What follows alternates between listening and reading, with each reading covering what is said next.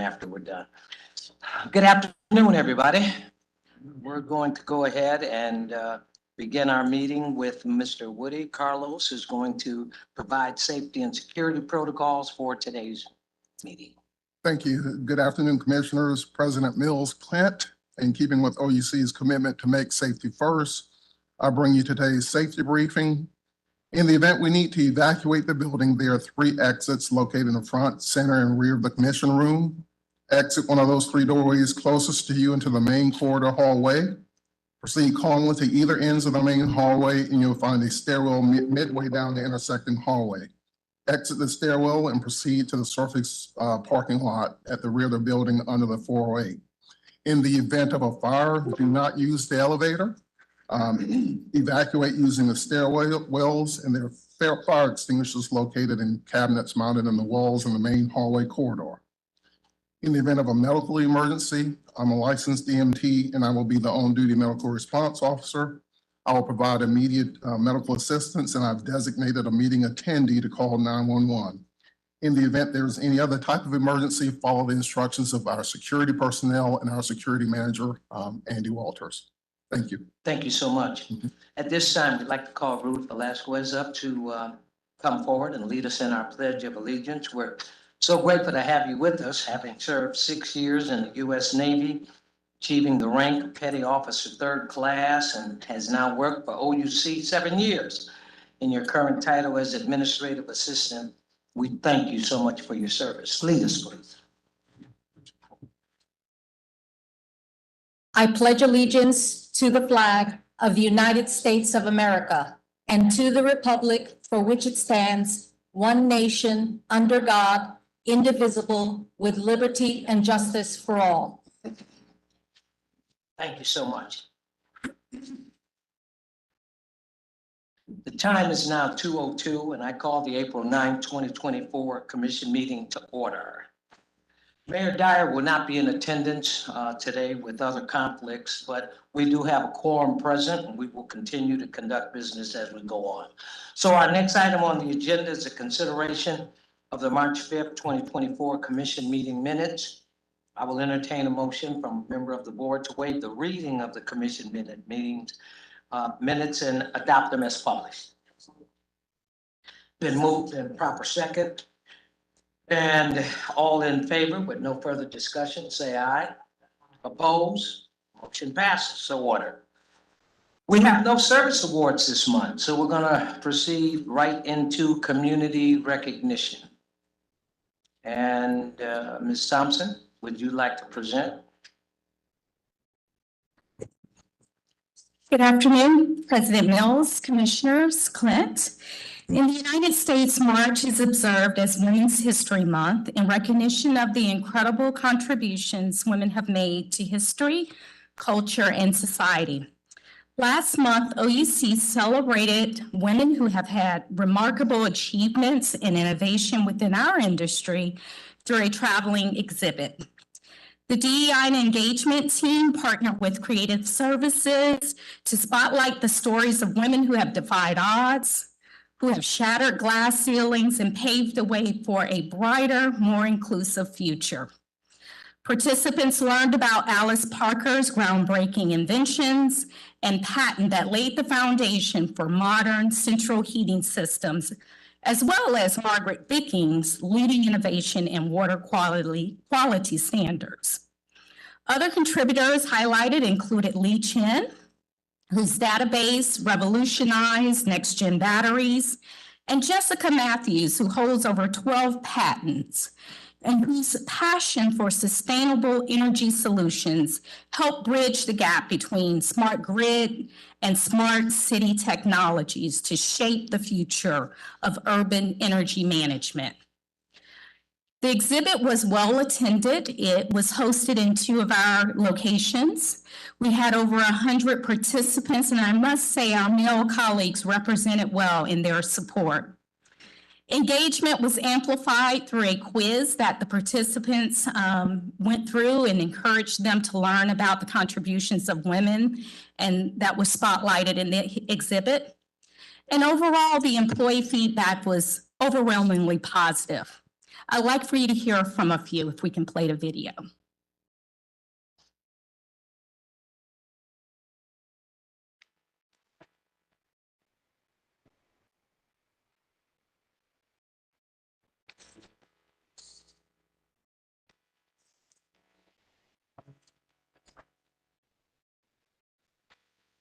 The importance of Women's History Month is education.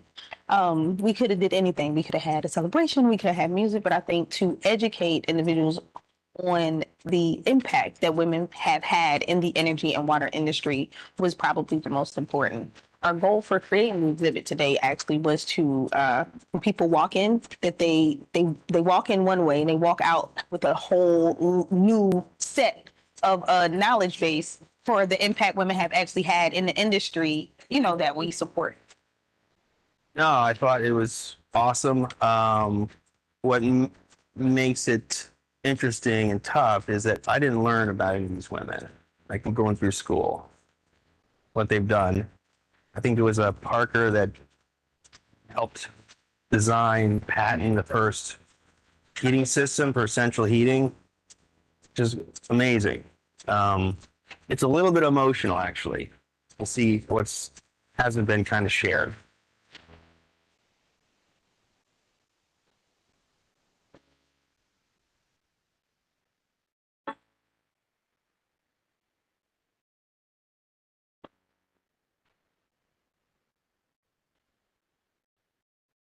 Celebrating women and us being acknowledged, which hasn't always been the case for many years. Or even shining light on women, it's always been men. So it's great that we have a month and that they're bringing light to all the women that are inventors, creators, and making a difference.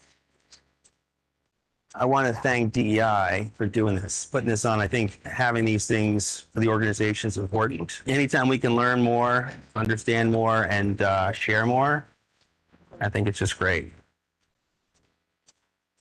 It's voluntary. And so to see so many people come in and they're volunteering to take their time to just spend a little time to look at the exhibit and all the work that went into it, it's really, really nice and make us feel like we belong.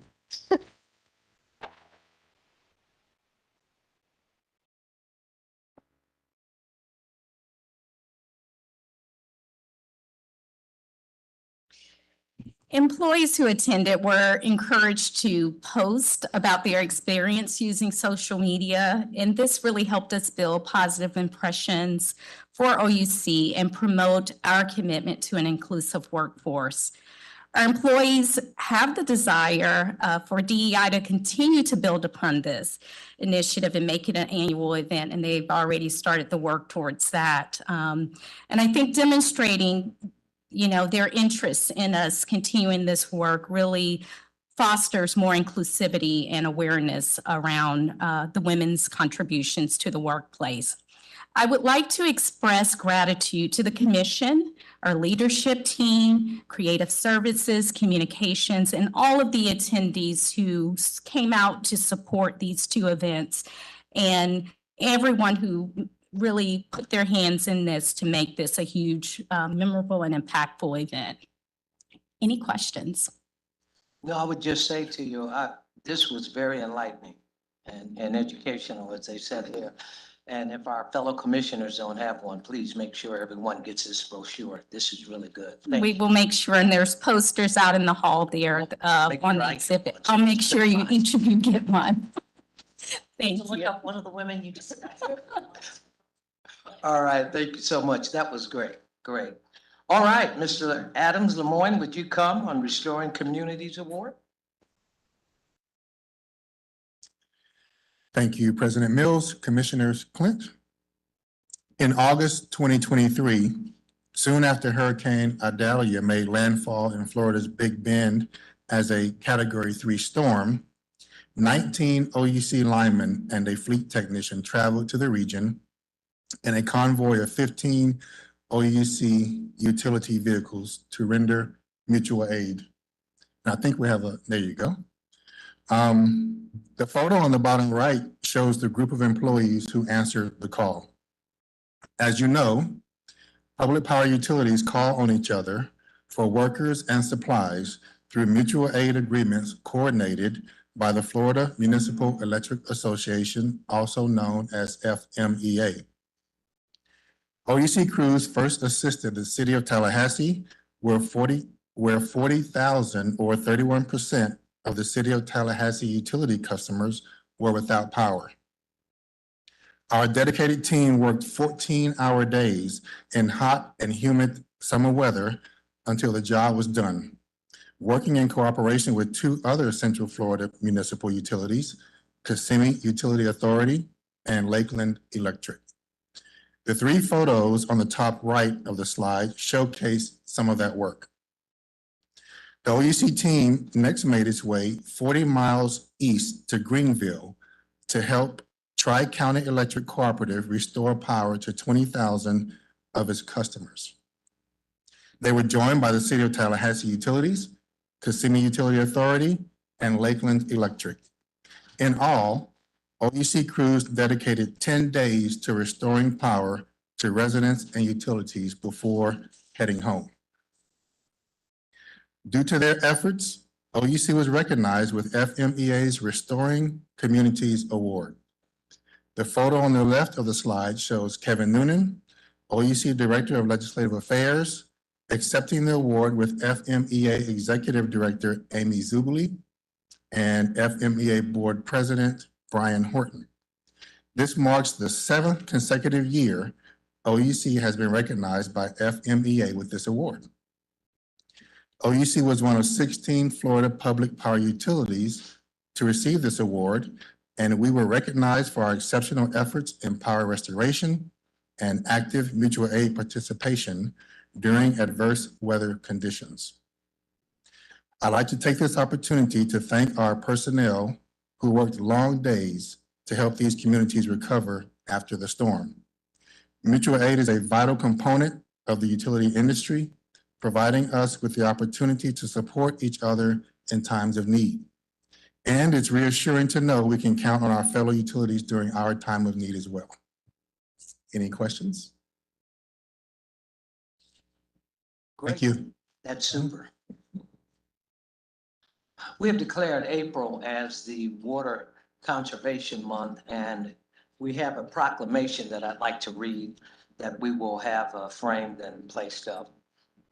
OUC, the Reliable One proclamation, April is Water Conservation Month. Whereas clean, safe, and sustainable water resources and supplies are vital to the city of Orlando and Orange County economy, environment, and our citizens.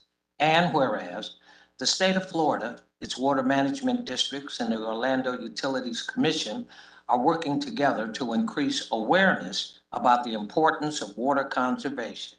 And whereas the Orlando Utilities Commission in the state of Florida have designated April, typically a dry month when water demands are most profound, as Water Conservation Month to educate citizens about saving precious water resources. And whereas the Orlando Utilities Commission continues to provide residential and commercial customers with programs and rebates that support water conservation. And whereas the Orlando Utilities Commission has helped residential and commercial customers save over 60 million gallons of water by conducting nearly 1,300 free in-home water conservation audits in 2023.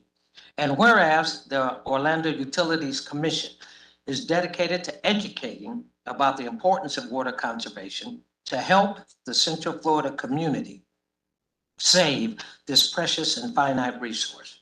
Whereas every business, industry, school, and citizen can make a difference when it comes to saving water. And now, therefore, the Orlando Utilities Commission does hereby proclaim the month of April as Water Conservation Month.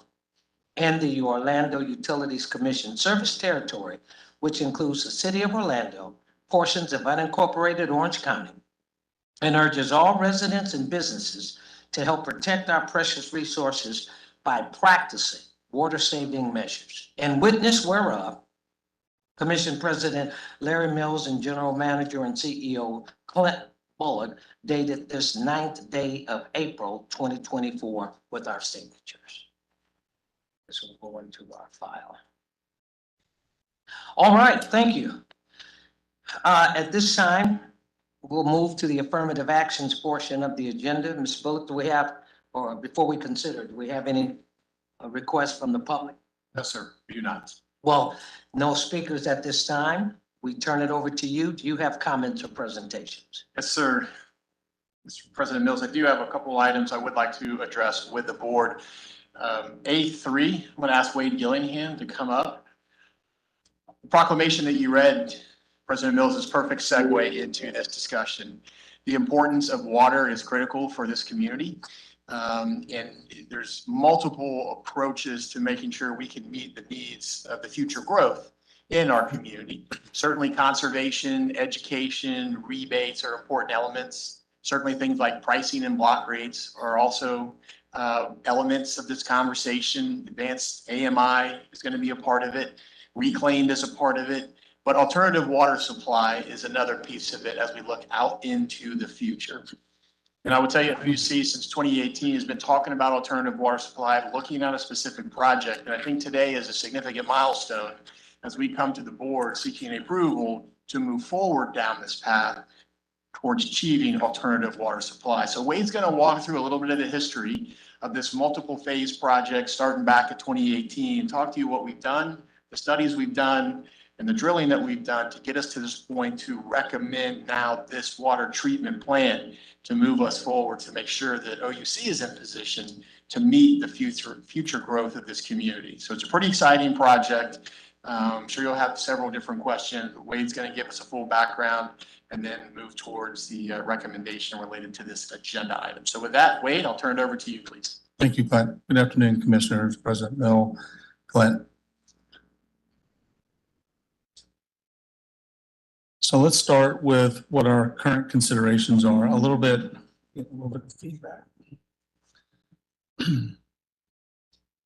Our current growth projections estimate that in approximately 2035, we'll reach what now is our consumptive use permit, which will be known as CUP throughout the presentation, which is 100.1 million gallons per day. MGD is the million gallons per day. You'll see that a couple of times in the presentation. So currently we have a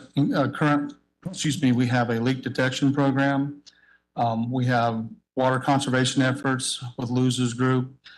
We have block rates that Clint had discussed.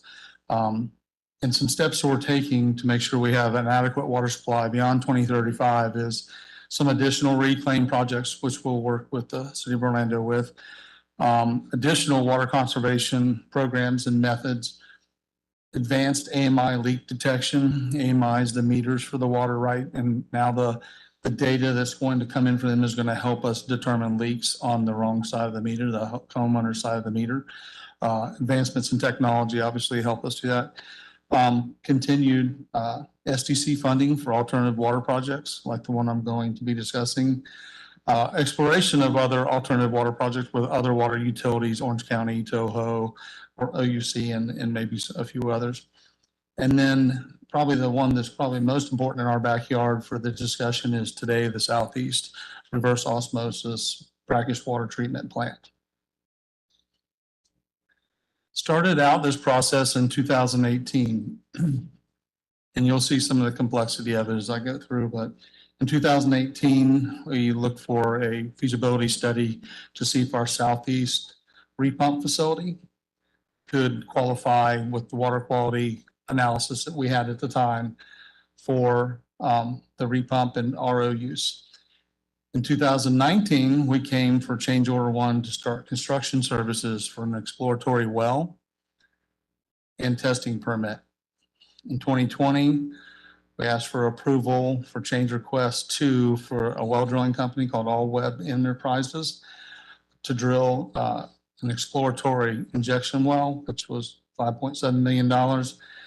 We completed the well approximately, you can see there, about a year and a half later. 2023, they took all the determinations, the geology, the water quality, everything they sampled from this exploratory well and came back and said, we have an adequate geology for disposal well acceptance. November 8th, I signed a capital expenditure to start permitting and design of the water plant to get that permitting process started primarily. And today we're asking for board approval for this next steps of the project. Little background here, the southeast, I'm gonna try this technology here. This is our southeast repump station here. You can see the other water plants we have. The Southeast Water Treatment Plant, Kirkman, Pine Hills, Lake Highland, Navy, Conway, and Sky Lake. There's a total of 7 water treatment plants and the Southeast repump station. The Southeast repump station is what we're going to convert for the Southeast reverse osmosis water treatment plant. This is a little bit of a picture of the boundaries. The Greenway is just south. You can see here is the drive shack. Those that have been to the Top Golf type drive shack. And just above us to the north, outside the slide, is the USTA next to Lake Nona. This corridor right here is an OUC transmission corridor extending from north to south. So let's talk about the phase 3 of what we did with the exploratory well. First of all, it goes very deep, 2,650 feet. The production zone where we've tested and determined we can draw the brackish water from is about 1,400 to 1,600 feet. The disposal zone is beyond 2,000 feet to the 2,300 feet. 50% of the original construction cost for the exploratory well was a grant from the South Florida Water Management District. We've dug this well, we've taken the quality of water, we've determined the geology, and now we're ready to go into the next phase for permitting. This well actually is an exploratory well, will turn into a monitoring well. Anytime you have wells of this depth and this magnitude, you have to have monitoring wells around them to determine the quality and if that's changing. You can see here that this is a simplistic diagram, if you will, for the well. We have multiple casings that go to certain depths. This in here is the what we call a total dissolved solid, about 500. And then we get down to greater than almost 4,000 and greater than 10,000. So that determines the water quality at different depths throughout the geology. So the next phase, phase 4, is a preliminary design. Also working with the conversion of that exploratory well into a test well, and we'll be pulling water from that test well to test in a reverse osmosis membrane system. The membrane is basically a really fine microparticulate filter that captures dissolved solids in the form of like calcium and different thing, magnesium and a few other things. Salt because it's brackish water. So we're going to test the different membranes. We're going to divide based on the test and the results from the test.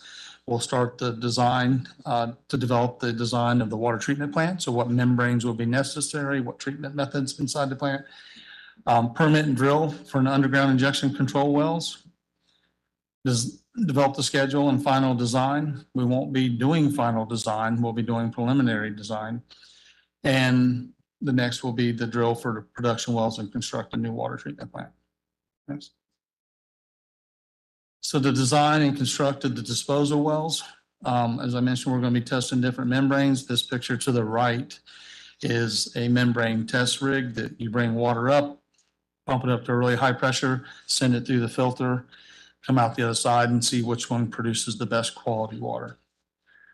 So this piece here, we're going to have the water treatment plant design, not the full design, but basically a 30% over design, 30% design. Nice. So also with this is we located here on the map up with the red circle is going to be well, which would be a source for the membrane, as I mentioned. That's the test well that will be turned into a monitoring well later on. We expect that this pilot, if you will, the final design for the membrane test will be completed this summer. We'll have to have construction of the material in the rigs and the test platform, expected that to be complete early next year, first quarter calendar year. And then we're gonna go into actually piloting the system operations and treating the water to determine which membrane is the most suitable. At that time, we'll also have to put in the permit application for the injection wells. We started the permit, as you can see here, last year. There's a lot of feedback that goes back and forth with that. We expect the final design of the test to be the September timeframe. Construction will begin approximately for the first injection well in November of 25. It takes about a year to year and a half per well because of that depth and because of the accuracy they've got to maintain during the well construction. So we expect the wells for the injection wells, that is, to be done in about 2028, later into 2028. Next. So this is a little bit of the layout of the parcel, a rendering, if you will. You can see the new water treatment plant, some of the tanks, high service pumps, ozone generators, the operations building, things of that nature on the plant layout. We're going to have 3 injection wells on the site. There's 8 off-site production wells. 2 of the 8 we currently have easement rights for, working on the remaining. The RO building itself is located there along with the operations, emergency power, the tower. The design engineer is Jacobs Engineering, and the construction manager will be Wharton Smith. And we anticipate this project, because of the time it takes to drill all the wells. Again, you have 3 injection wells and 8 production wells. The 8 production wells aren't quite as deep, right? So they don't take quite as long, but with the plant build out and completion of approximately 2033. Next. So this is looking for the futures, the best we can chart here for 24 to 28. We'll approval of the GMP later this year. That's because they're just starting the design review now. We're looking for the Jacobs final engineering design about July of 26 for the entire site. And then probably in 28, we'll ask for construction of the actual build out of the water treatment plant. So for the 10 MGD plant, we have RO treatment facilities, injection wells, monitoring and support facility. We're estimating the capital cost is between 125 to 155 million. A lot of things can change between now and 2028, right? So capital costs are offset by the system development charges. So our ask today for recommended action is approval of the capital expenditure request of 8 million and change. 8.1 million, the commission approval of the scope change for Jacobs for 6.3 million for preliminary design, permitting, construction phase services for the PO amount of 6.4 million, and then the approval for the initiated scope change for Wharton Smith for the design review, pre-construction services of 1.27, increasing the total of the PO to 1.29. That should be it for today. Can I answer any questions? So Commissioner Mills is ready. So, yeah, I have a question. So this just seems to be a problem that affects everyone, every water utility in the state, country. So I know that I saw earlier that you showed that the South Florida Water Management District provided some funding to go explore some of the stuff, but I think it was very modest, whatever you showed. Yep. Just a lot of investment. And then I think about those state permits that we have to keep working on to try to understand why we're being allocated a number when we've tried so hard for years to do the right thing and Right. ration and all that stuff. I'm just trying to poke around. Is all this fair that we're investing all this money to know that if, I don't know, the permits can keep getting, our permit access or access to allocation could continue to get cut? Is it really fair that we're investing an awful lot of this money? Are there no other funding sources to help? I'm not aware of any other funding sources, Brad, from.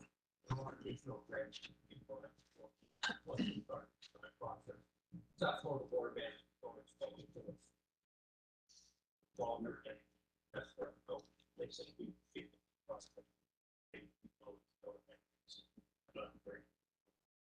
think so. Okay, so that's good. And then, I think the hesitation is the amount, right? For 125 to 155 million, and I think that's what we've got to determine. sounds like a state level discussion about Mhm. water rationing in Florida.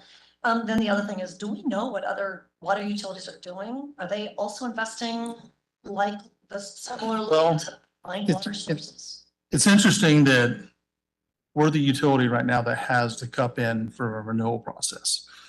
There's a lot of utilities that do deep well down south. It's a little different water quality. You don't have to go as deep here in Central Florida. It's not as really, it's not as good at access. Other utilities have desalinization. Tampa has desal, Miami has desal. There are two other utilities that are in the pretty similar phases as we are. Toho to the south of us and Polk County. I don't know that, that's the only two I know in the Central Florida area. Brad and I have talked about this several times, and we're not per se the only ones doing it. It's such a long process. We're probably just behind them. They may be a little bit ahead of us in the permitting asks. So Central Florida, we have limited resources. We don't have rivers and streams and things of that nature. So you kind of got to go deeper, which means it's more expensive. Just an observation for my fellow commissioners. What they ask now is in the capital plan for the next 5 years, 2024 to 2029. After 2029, they will have to come back. As you see, this thing goes to 2033. So don't leave this meeting thinking this is a final request. No, not at all. We're going to have other PO fundings I that we're just going to wanted that on the request record tonight. in the next 9 months to a year. Yes. Just trying to help you out, my Thank you. I brother. appreciate it. We need all the help we can get, President Mills. All right. Any other questions, comments?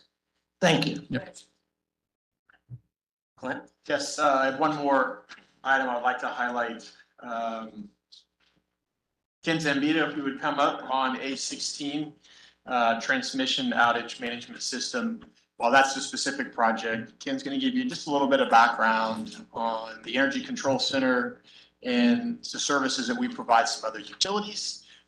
So we thought it was noteworthy of sharing as it relates to this project. So I'll stop there and turn it over to Ken. Thank you, President Mills, Commissioners, Clint. As Clint mentioned, the item itself is the transmission outage management system. I could probably cover that in about a minute. We're going to do a little bit more and give you a little bit of background on some transmission, as Clint mentioned, the other services we provide to other entities. So just starting with a real basic thing, we know the purpose of the transmission is to move the power from our generating units to load serving transformers in substations. And within our system, we have 3 voltage levels, 69, 115, and 230,000 volts. Typically 69 is where transmission level is recognized as an industry, 69 and up. Within the state, FPL has some 500 kV lines, and they kind of run right down the center of the state. Our transmission system, I'll show you a map on the next slide, ties to 5 other entities. We are interconnected. So when we talk about the grid, and I know Letitia mentioned smart grid and grids become a thing, but I would say the transmission system is the OG. It's the original grid. Because that's really when we get into NERC regulation and blackouts that go across the country and all of that. It's that system that we're talking about. So in order to facilitate that coordination, we have a reliability coordinator in the state that is Florida Power and Light. They serve as the agent for the FRCC. So we have communications with them, we have coordination with them and other entities. We are definitely not an island, right? We have these ties. What other entities do impacts us, what we do impacts them. So you have a lot of coordination that occurs there. And as I mentioned before, and you've heard in the cybersecurity briefing, we have NERC requirements. Because of the voltage levels that we have, there's a level of regulation that goes along with that. And then depending on the voltage level and how many lines go into a substation, that may elevate the requirements for that sub. So we have a couple of substations that are medium, and then our control centers are high. So that means the regulations that go around them from NERC are more stringent. So, Andy. Okay, we'll see if this, Wade was demonstrating. Oh, wow, look at that. Okay. I don't know this, I'm not sure about this. I'm going to point up here. I'll go with this. So you can see the red line is the 230, and this is basically the Orlando system. Stanton Energy Center out here. And you can see we got a lot of lines coming in, both 115 kV and 230. And then this is kind of the central Orlando. So right now we have this ring of 230 that goes around the south side of the system. We've been building on that for quite some time. We've upgraded the 115, which is that central green area in there, as best we can. But ultimately, we really need to tie this up to here to get 230 around. And as you've seen previously, we have a project to go from sub 6 to Highland. That's the 230 to downtown. And then ultimately over here to Pine Hills. So that will get the 230 across the system. Why do we need the 230 across the system? Essentially, if I use the water analogy, it's the bigger pipes. So the amount of power you can push through a line is a combination of the current that's flowing through, which limits it from a thermal regulation. In other words, you push too much current through and the wire will literally melt. But the higher the voltage, the more total power you can transmit for that amount of current. So more load, bigger pipes needed, and that's what we've been working towards. Andy, next. Yeah. Oh, the ties, I didn't really talk about, or you got something else? Said sub 6, just clarify. I did. Stanton to Pershing and then this Pershing to the Weber down. Trying to point, but I got to press the correct button. Commissioners mostly So- know Pershing site. Stanton and Pershing. So we have this major corridor through here with multiple 230 and 115 lines. Good. While I have this slide up, you can see, we also tie to Duke up here. We tie to Duke here. We tie to a line heading down to Lakeland here. We tie to Duke over here. And then out on the coast, we're going to tie to Florida Power and Light. Okay. And then just real quick, the St. Cloud system, you can see all the blue. So St. Cloud, predominantly 69 kV. We have the OGS plant down here. And we do have 230 coming in here. The new Mad Ranch line currently being constructed will come out of 29 and head up and tie up in here. So we'll have 230 part of St. Cloud. Ultimately, we need to get 230 all the way up to here. Well, it's up here, Taft substation. So that as we start adding solar resources in St. Cloud, where we have the most available land, we have a way to get that power out. The 69 kV system cannot support that much generation. So again, the KUA tie over here, Duke tie over here, and then the OUC system up here. And so we have all that wonderful transmission infrastructure. How do we control it? So the fundamental application that controls it, the infrastructure that controls it, is the energy management system. Again, that's the core application that we utilize to remotely manage things. So we have SCADA system where we're able to control things remotely. You also have automatic generation control. So all of the power plants in the pool, so Wade's power plants, Lakeland's power plants, FMPA's power plants, bring information back to the EMS, and it sends signals to tell them to ramp up, ramp down, et cetera. So as we move forward with more intermittent resources, we move forward into a lot more information needed and decisions made. We will be replacing the EMS. The EMS is about a 20-year-old system right now. So that is an agenda item that you'll be seeing coming in the future. So just a heads up on that. The energy control centers where our operators are, we have a primary one at Pershing. We have a backup one at Weber, which is the sub 1 area down by Lake Highland. These are high rated by NERC, so we have lots of requirements around those. We have physical security requirements and we have cybersecurity requirements. And like I said, it's at the highest level. Within those control centers, 24/7 operation, we have essentially 3 desks. We have a generation desk, an interchange desk, and a transmission desk. The operators are all NERC certified, which means they have to go through training and testing. And the 2 desks, the generation desk, the interchange desk, make up what we call the balancing authority. Essentially, they're balancing the load and the generation, all those ties we talked about, all the generating units. That's their job to do that. And that is something that we participate in the Florida Municipal Power Pool with Lakeland FMPA. So that is a cost sharing for that. So the pool itself is designed to try and maximize the efficiency of production across other utilities. The cost to run that is shared by those utilities. The CTOP is essentially the transmission desk. So that is really a cost sharing model. And I'll talk a little bit more about what that involves here on the next slide. So, Andy. So the CTOP, or centralized transmission, is something that came about as a part of NERC requirements. OUC as an entity with the control centers we have and the voltages we have, we had no choice but to become SIP compliant. So over the years, we had started up our program, SIP 3. Clint knows, he was VP back then, dealing with all that great change that was coming along. And we really had no choice but to do that. But we had other entities, smaller entities, because the voltage levels they had, they also had to be compliant. When you have to be compliant with these NERC rules, it means your control centers have to go through all kinds of physical security, all kinds of cyber security. It's a heavy burden. So we started discussing, what if we shared that burden? And in 2015, we created the CTOP with KUA and Beaches Energy, which is City of Jacksonville Beach.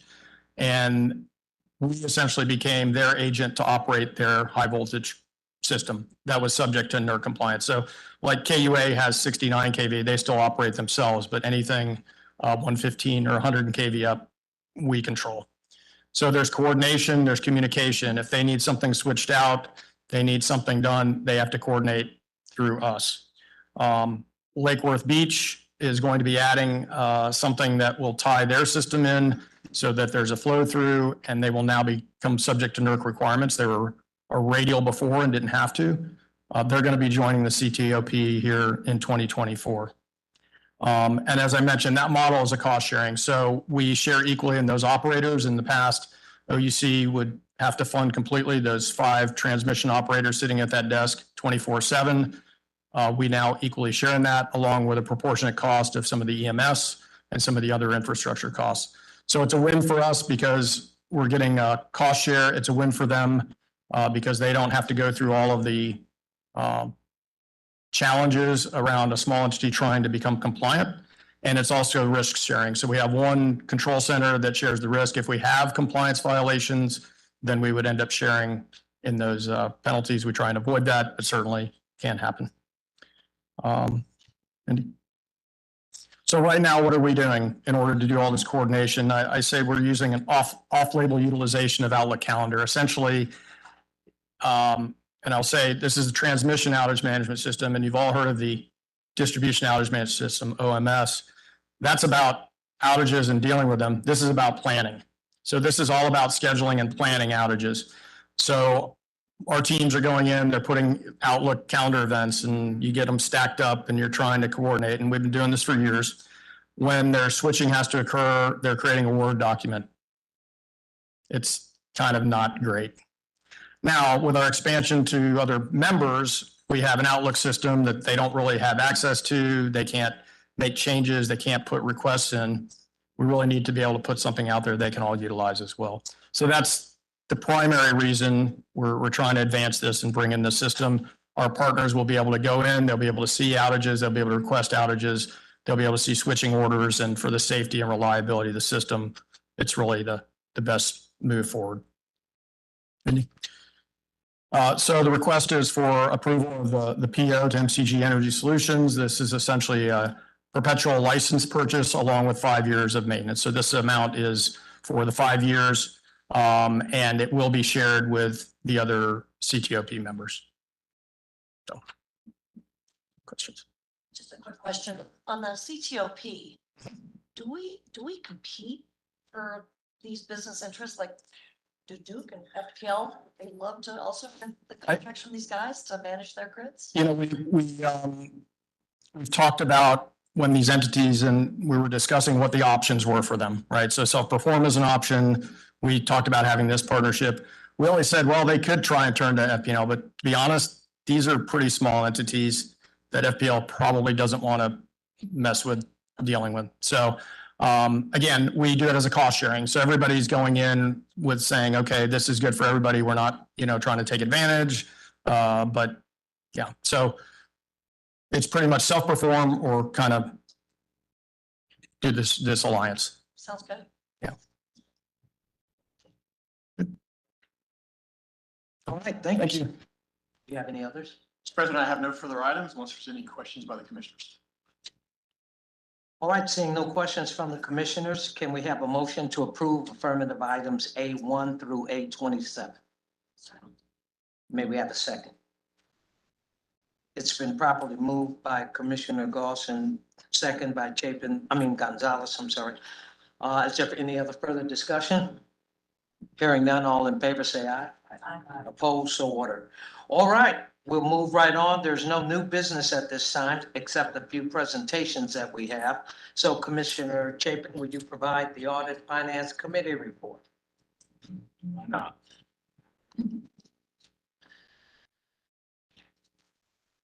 The Audit Finance Committee meeting was held on March 28th, 2014. The committee reviewed and approved administrative changes to the Audit Finance Committee charter to consolidate standalone guidelines into one combined document. The committee also reviewed and approved enhanced guideline changes to the capital asset disposal policy to incorporate the application of forfeited deposits for the sale of capital assets in the same manner as a capital asset sale. The committee was provided an update on a potential bond refunding for the OUC Series 2010A bonds. The committee reviewed and approved management's recommendations to present for commission approval, subject to bond council evaluation and recommendation, the drafting of an authorizing resolution for the refunding of OUC Series 2010A Build American bonds at the May 14, 2024 commission meeting as follows. The committee recommends approval of the drafting of an authorizing resolution for the refunding of the OUC Series 2010A Build America bonds for risk reduction and economic savings with subsequent presentation of the authorizing resolution to the board for their approval contingent on bond council evaluation and recommendation. Committee was also provided with an overview of the modernized code of ethics and business conduct, including a copy of the code of conduct for their review and acknowledgement. Committee was provided with an annual update on strategic sourcing activities, including operating procedures approved by management during the 2023 fiscal year and key operating metric results.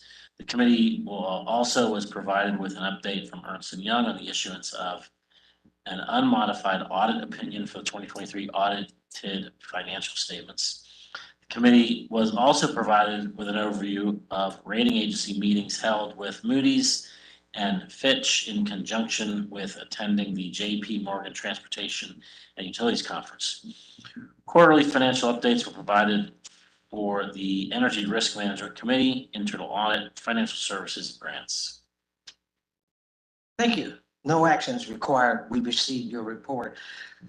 Ms. Mindy, would you please come and provide us with financials?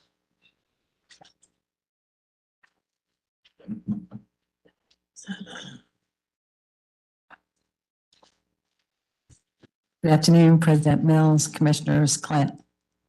I am going to give you just a brief overview of the March financial statements. And if you look straight to the bottom line, we still are holding firm at 2.8 million favorable to the budget number. Above that, you can see that that is primarily driven by revenues. A good portion of that is weather impacted, but there is another portion that is impacted by EVs. Our projection of EV utilization is a little lower in the budget, so we're seeing a little bit of a tailwind on that. And other than that, our expenses are straight on line with budget. Any questions? No? You're welcome. Ms. Browder, any legal? Okay. Again, Clint, do we have any members of the public that have requested to address the board? No. If there are no more speakers, then at this point, we'll move forward with general manager comments. Great, thank you. I do have one item I do want to share with the board. I'm going to ask Linda Baroni to come up. We want to give the board an overview of our conservation commitment update. This is specific on the electric side. This is specific to the process related to FECA. And Linda will walk through that, but it's specific to the Public Service Commission on our filing related to our conservation goals. So she'll walk you through the new upcoming goal setting process, talk about the goals that we're considering setting, and then talk about sort of our internal goals above and beyond, perhaps the definition of FECA, because some of the programs that we do are not necessarily recognized by the PSC, but we want to share with the board the other things that we're doing and what that goal looks like for us, or what the actual is, and where we're headed related to that. So with that, Linda, will you give us an update, please? Absolutely. President Mills, Commissioners, Clint, I'm happy to talk with you today and provide an update on our energy conservation programs. If you go to the next page, Clint used some terminology there that we don't talk about all that often. FECA, I'll define what that is, but it's something we only do every 5 years. So I'll provide you a bit of education on what that is, and then I will talk about our broader energy conservation goals that we set as part of our strategic planning process with you all, just to compare and contrast the two. So if you could go to the next page. FECA, that's the Florida Energy Efficiency and Conservation Act. So this was enacted way back in the 80s as a way to start to address the impacts of climate change and really that peak demand that you see caused by weather in Florida. So this goes way back. There were 6 utilities that you see listed here that are subject to FECA and their goal setting process. The first 2 listed, of course, OUC and JEA are municipal utilities, and the other 4 here are investor-owned utilities. So it's a bit of an apples and oranges game here. But the docket, as I mentioned, opens up only every 5 years. So right now we're in the process. It's open now. We're in the process of setting the 25 through 29 goals. So if you could go to the next page. So how do we go about setting those goals? As Clint was alluding to, FECA, the FECA process specifically recognizes certain energy efficiency measures, but not all. And I'll get into this a bit more, but as a reminder, OUC is not governed by the Florida Public Service Commission. So FECA and our goals and our goal setting process aren't exactly the same, and that's okay. Everyone recognizes that. Same thing for JEA. So what does FECA recognize as goals? Or as measures that can be incorporated into your goals? They look at rebates, incentives, and lighting projects, really. I won't take you through this whole process, but really it's almost like a gate process where we look at the technical potential, the market potential, the economic potential, what's achievable, and then lastly, what the utilities resources actually will enable you to do. At the end of the day, after looking at over 400 conservation measures that were potential, we went through this with over a series of months with a consultant that we use. We came out with 134 measures, which we bundled into programs. If you want to go to the next page. So to give you an idea of what we're talking about, to make it a little more real for you, these are the OUC FECA commercial measures that we recognize, and we use these then to set our goals. So you can kind of see there's some real prescriptive things here that if a company installs specific kind of ceiling insulation, certain amount, certain square footage, they get this specific rebate. And we get to count a specific amount of that towards our FECA goal.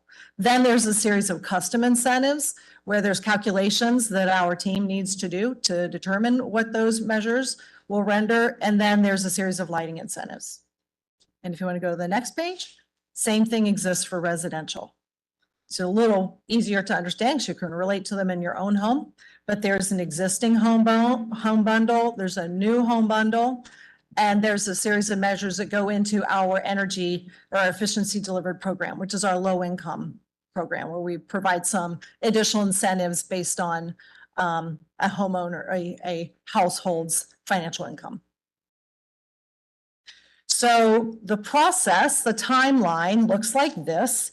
I'll kind of draw your attention to the blue line there that says Discovery First.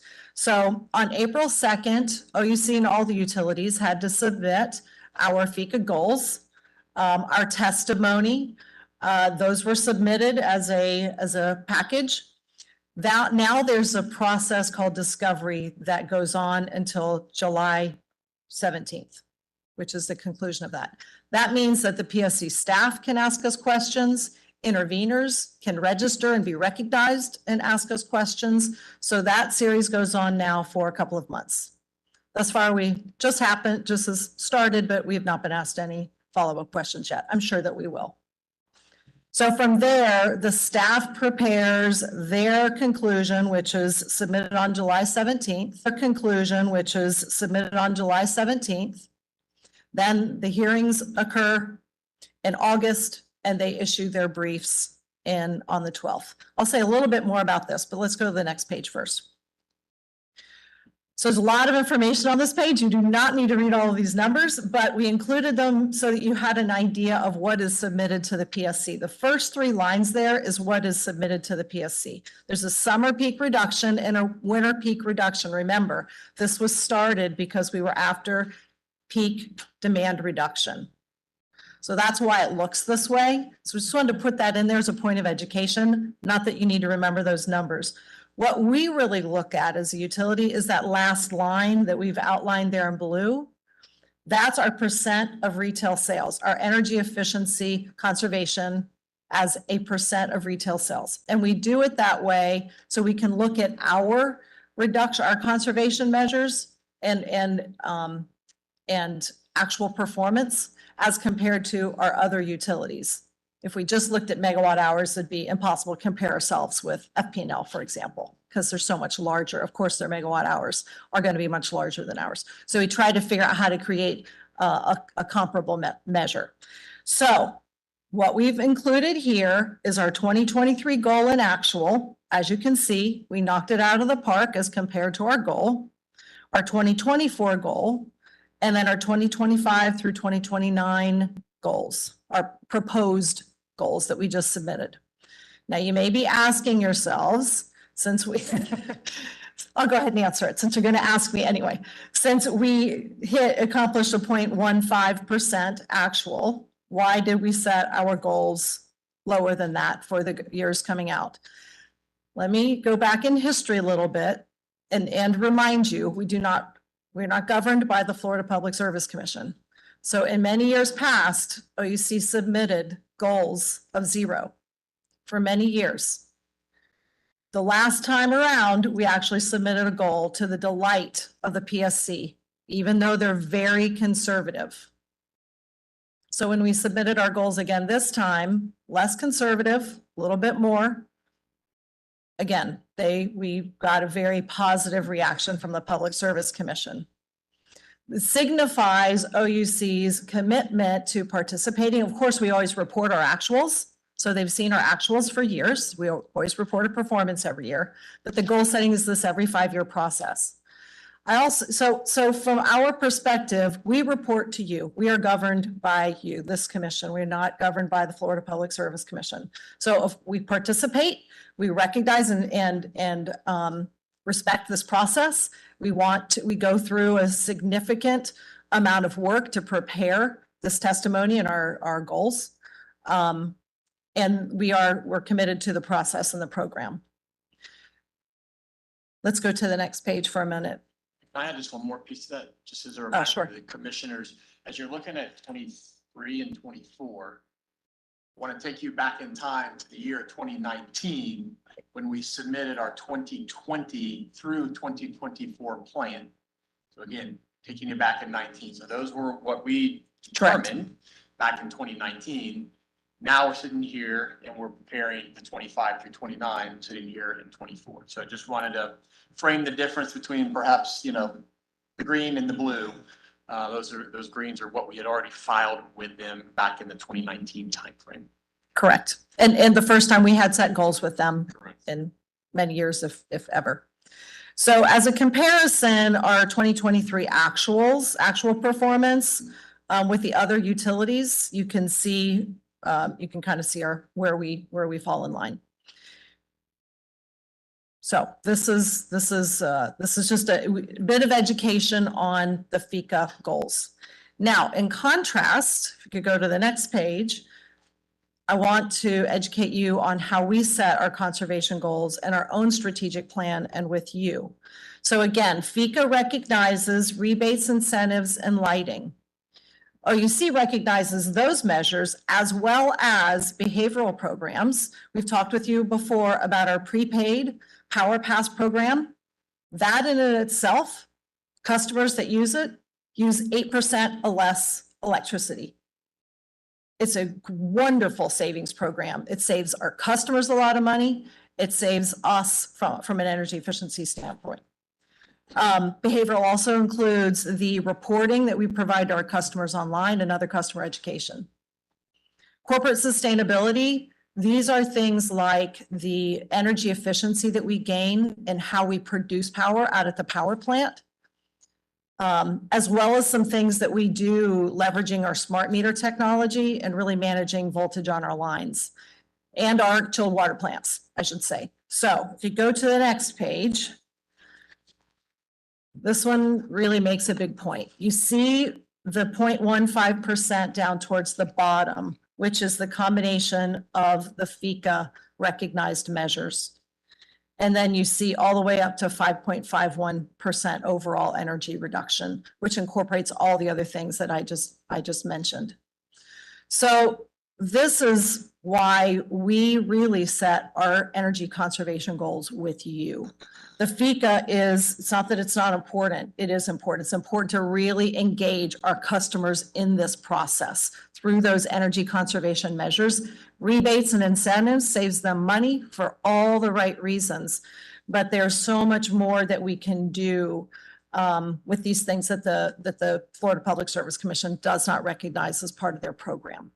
So this is how we set our goals within our strategic plan, is incorporating all of these different measures. You want to ask a question now? Looks like you're dying to. I have a few more pages, but they're. Maybe go. Do you want me to That go? answered one of my other questions, so this is good. Keep going. Okay, I'll keep going for a moment. So how do we continue? What are we doing over the next several years? We've got some exciting things coming. We continue to push ourselves and try to expand our horizons and things that we offer to our customers. So we are looking at we're evaluating currently the addition of a smart thermostat rebate. This is exciting because it really sets us up in the future to add a demand response program, which is quite an effective energy efficiency program in other parts of the country.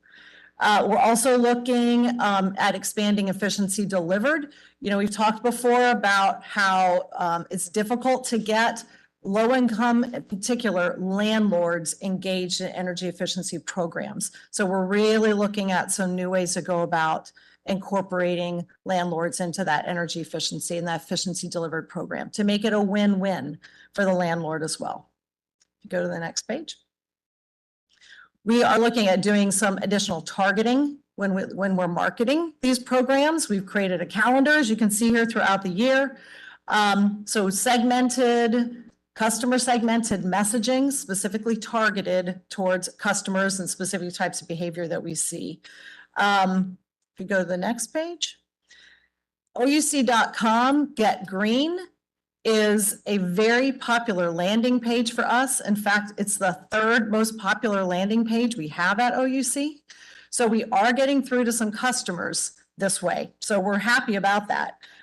We leverage literally all the channels that we have to do this. And again, in combination with the prior page where we're looking at doing some additional targeted marketing, this we see as a way to really increase our penetration and adoption. So these are a variety of things that we looked at as we signed up for our Public Service Commission goals. Believe it or not, we spent a lot of time determining how far we wanted to stretch on those because they are a big increase over the last Public Service Commission goals that we set. So with that, I'll stop and take any questions that you may have. So I'd like maybe 3 questions I had. First of all, that summary slide that provides the context of the 0.15, goal is just one of many, many things, even much smaller. So when this issue showed up a couple of years ago, we were really criticized by some of our community about having such an unambitious goal. I don't remember the other elements jumping out at me before. Like, this is really, I feel like that's like super important. That FICA is really about a very small sliver of what can be done. That's Not to correct. say that we shouldn't do better than 0.15%, but still. Right. I don't remember that coming up before. Maybe I just forgot. So number one, I think that's super important. And wondering why that grew to such a big issue a couple of years ago. I don't even know what year that was. Yeah, and I think one of the things that to keep in mind, yeah, if you could go back to that page, it's the one that looks like that. Yeah, the graph bar, the stacked bar chart, that one. The Public Service Commission specifically wants to look at the customer side as opposed to the utility side. So the demand side versus the supply side. So that's one. We tend to look at both because we can control the supply side a lot more than we can control this demand side. Why wouldn't we, really, if what we're after is impact, this is impact. So we look at both. And we have talked with them extensively about the behavior programs. They don't fit into they don't pass the tests that they use to measure these goals. And believe me, we're not the only ones. When we got feedback from several NGO groups last time, when we shared with them some of our behavior programs like Power Pass, they were impressed because Power Pass alone achieves as much as some of the other programs when you put them all together. And we continue to grow Power Pass. It's one of the programs we really try to market and grow. And we're up to almost 20,000 customers on Power Pass. So it's a real good news story. Many of our peer utilities ask us, how do you do that? How are you gaining so many people on that program? So we do really seek to educate on these points. And we also do, when we submit our annual performance to the Public Service Commission, we do provide this other information as well. We don't just report on their programs, we provide information on all their programs. So we keep educating them as well. Then my other two questions are really all about the EVs. So this program, FICA, is about lowering peak demand. Of course, EVs are going to be problematic. It's going to be a bigger load coming in, could add to the big peak, but doesn't have to. But there wasn't a single program that FICA identified I didn't see anything for EVs, like time of use or any kind of incentives to just don't charge from 5 p.m. to 8 p.m. or whatever, winter and summer peak. So number one, that's it. And then what did the August program mean where you're going to go do some outreach? I guess we're going to plan to do some outreach or something with EVs was on the calendarization this year. I believe that's marketing of it, correct? Yeah, that's the marketing of Of what? What do we need? Huh? the EV. Rebate for home charging or something? Oh, the rebate for the EV purchase. Okay. But nothing energy efficiency wise yet. Like, okay, that's fine. Correct. Yeah, correct. What about the Public Service Commission?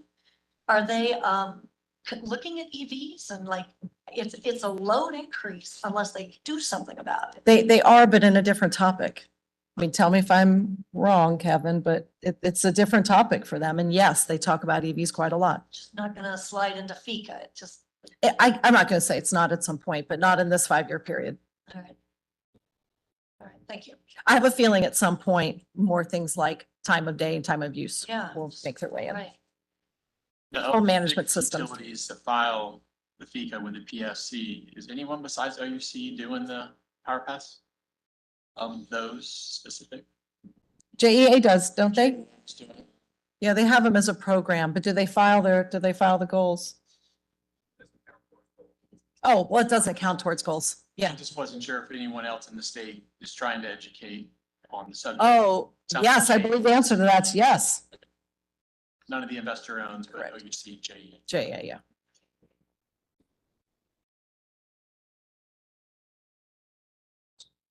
We'll answer that question for you, Clint. We'll get you a definitive answer.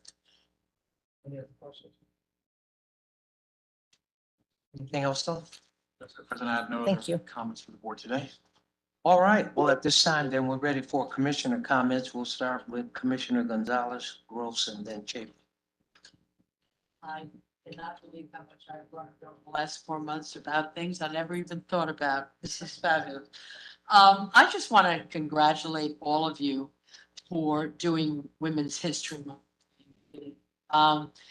You know, the entire nation this week was glued to a TV set to watch women play sports. Physiologically, women haven't changed, but because of Title IX and deliberate attention, we're in a different place. And I love the fact that you recognize people and the gentleman that said that it really was not only sad, but inspirational that these women had done the things. I think that was just excellent. So I applaud you for that. And then secondly, I just want to say that, you know, I am an OUC customer, obviously, and I now think about my house and what I need to do. I love that last grid, and I checked off, I'm in a good place, so just keep doing what you're doing. Thank you. Just thanks for always being so open to questions. I'm so interested in all these subjects. I keep learning every single meeting, like, oh, that's what that is. So I appreciate that. Yeah, thank you for the work on the diversity. I had to look right away. Who was this woman who did some stuff on battery? She's at Oak Ridge National Labs. I know that now. So super interesting. I was not aware of her before. Yeah, you know, just thank you for the meeting again. I don't even have much to add. It's great. Thank you. All right, well, again, I'm always impressed with your thought process and strategic outlook and your transparency and sharing. So we greatly appreciate that. And not to prolong the time, it is now 3:12. I declare this meeting adjourned. Nice.